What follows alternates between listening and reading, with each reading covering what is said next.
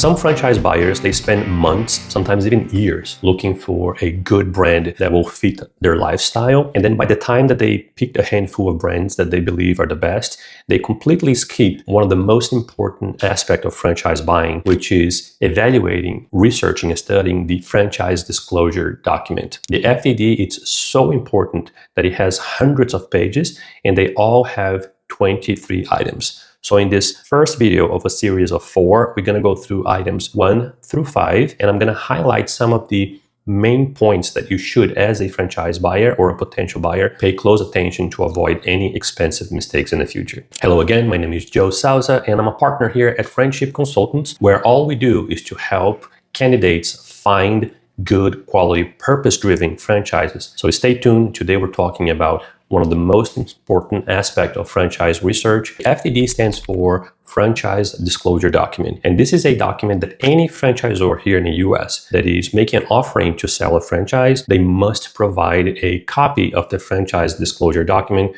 to any prospective candidate. And this is so serious that they must also make sure that you, as a potential candidate, will acknowledge that document, usually signing a receipt. So these documents are very important. They're very lengthy by design, and they all have 23 items. But the franchise disclosure document is a document that you cannot skip, even if you try, as you go through your franchise buying journey.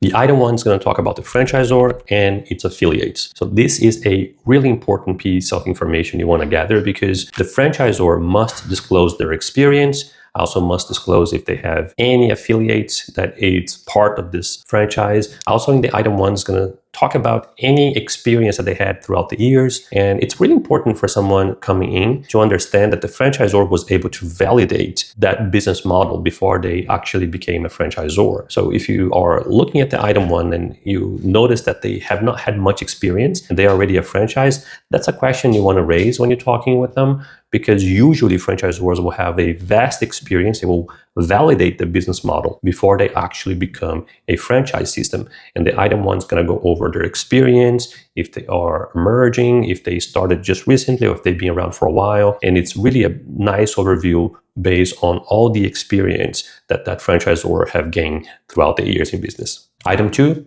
business experience. Under the item 2, the franchisor will list all the key decision makers, all the executives of the franchise system. So you can look them up and see their business background, how long they've been with the company, how long they've been doing this, what they were doing before. And this is a really important component, because if you're joining a franchise, it's really nothing short of a partnership. And if you are partnering up with the franchisor, you are partnering up with people. Now, wouldn't you want to know who you're partnering up with? Who is the CEO? Who is the VP of development? Who is the VP of operations? Who's going to help you with training? So all of those will be listed under the item 2. So you can maybe look them up on LinkedIn and also maybe make a connection throughout the due diligence process. Maybe you'll meet some of them during the discovery day. And this is really important, because at the end of the day, you're getting your help and your support for the long term from these folks, and you want to know who they are.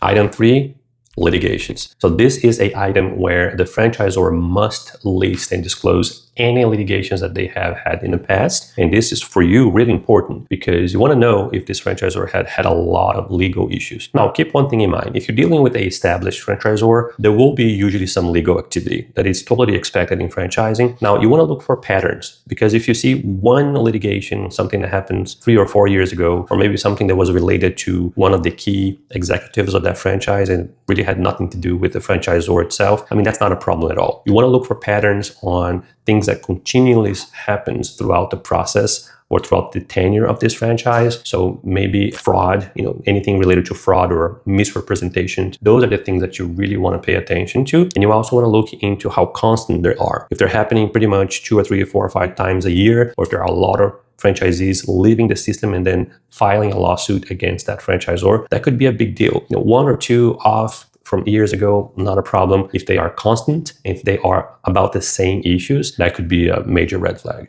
Item 4, bankruptcies. Now this one, as the name already says, any bankruptcy associated with that franchisor or associated with any of the key executives of that franchise must also be disclosed under the item 4. This is something that you don't often see in FTDs, at least the ones that I have looked before. You rarely see bankruptcies, but also it's not a deal breaker if you look into the reason why. I know a lot of very successful entrepreneurs, they had to fail a few times to make it to that point. And if you do your research and there is something about bankruptcy, you just want to figure it out when it happened and in what circumstances. So this is not necessarily a deal breaker, but if it is something that is pointing out for a financial struggle for the franchisor, they were not able to keep up with their support or training and they had to file for a bankruptcy. Now they're trying to do again. That could be an issue, but usually you're not going to see anything under the item 4. Item 5, initial fees. I actually like to call these the upfront fees because these will be the fees you will usually have to pay right at the beginning around the time you sign the franchise agreement. And these are the fees you usually have to pay to secure the rights to become a franchisee, usually to secure a territory and also have like access to their operations manual. So the item 5 sometimes can be a little confusing because the franchisor will say, hey, our franchise fee, it's $50,000, okay?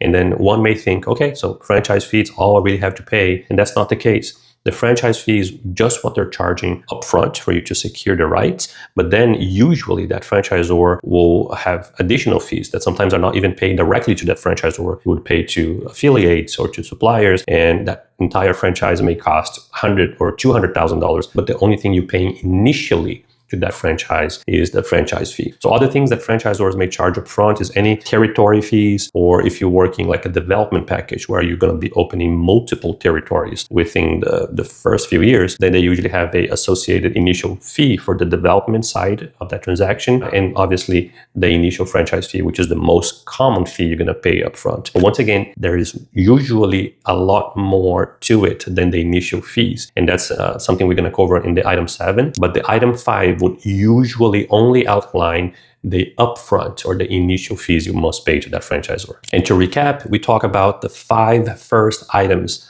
out of the 23 items that you're going to find in a franchise disclosure document.